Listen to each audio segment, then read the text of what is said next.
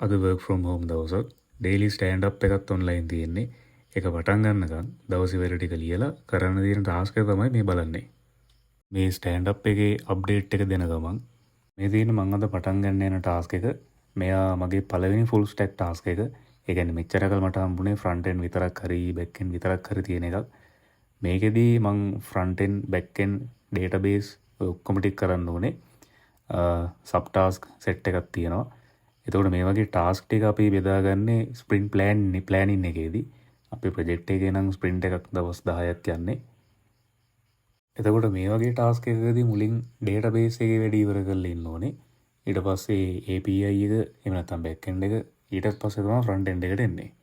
දැන් මේ database task එක කරගෙන යන ගමන් රිමෝට් රිපෝ එකේ බ්‍රාන්ච් එකක් හදලා ලෝකලි තමයි චේන්ජස් ටික කරගෙන යන්නේ.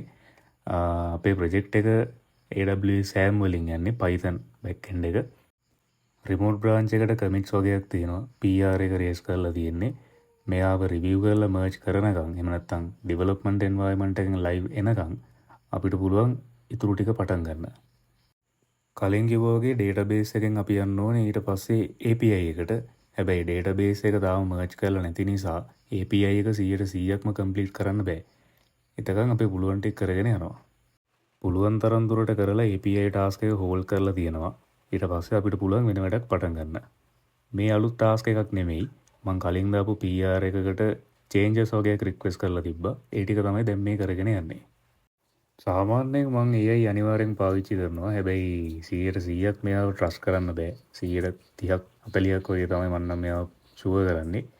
ඒ කියන්නේ කෝඩ් එකක් අරගත්තට පස්සේ මැනුවලි අනිවාර්යෙන් රිවිව් කරන්න වෙනවා.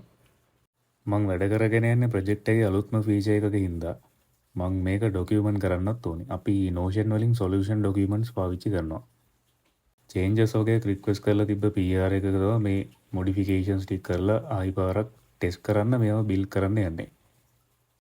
බිල්ඩ් කරලා API එක දැන් locally run කරලා තියෙන්නේ. මෙයාව container image එකක් use කරලා තමයි run කරන්නේ. Postman වලින් ටෙස්ට් කරන්න හදන්නේ. එහෙනම් දවසේ වැඩ ටික ඉවරයි. මැෂින් එක shut down. good night.